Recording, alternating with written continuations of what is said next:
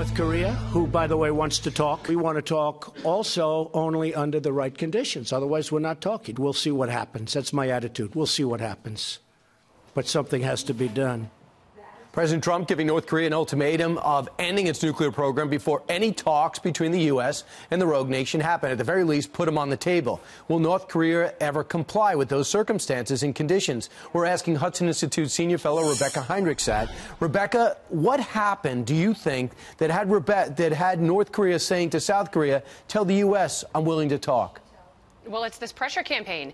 There are 450 sanctions that the United States has levied against North Korea. All of these countries are not cooperating with the United States in this pressure campaign, and so they're feeling the squeeze. And so it's gotten to the point now where the North Korea is saying, all right, fine, let's talk. Of course, North Korea at this point isn't willing to say we're going to talk about our nuclear missile program. But again, that's why it's so important that President Trump made that ultimatum, because there's nothing to talk about if they're not willing to talk about the nuclear missile program. But you know who's not helping, in my humble opinion? South Korea. They told us through diplomatic channels to lower our standards and conditions before we talk. I'm thinking to myself, do they understand what we're trying to do here? I think they understand. It's just that they're so desperate. They are so desperate for some sort of diplomatic breakthrough. But they need to really steel their resolve, let the United States lead on this, because South Korea is not going to solve the problem. Nobody's going to solve the problem. It's got to be between the United States and North Korea.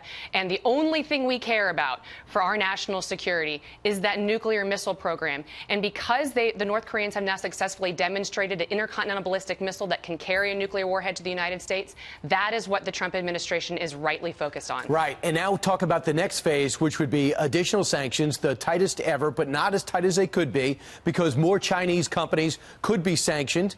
We're talking about interdiction. We've talked about that before. We've done it a couple of times. Do you think we're willing to do it on major powers, let's say like Russia, if they're delivering maybe illicitly delivering some type of energy or packages?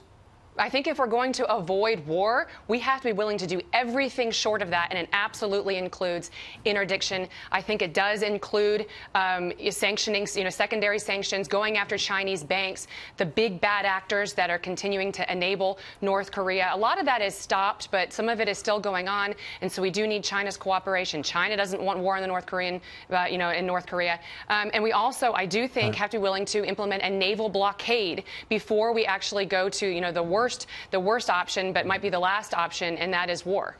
You know what scares South Korea, I believe, and people in the region, is our bloody nose option. But the fact is, there is a plan on the table to do just that. How valuable is that in getting these talks to be productive, if indeed they happen?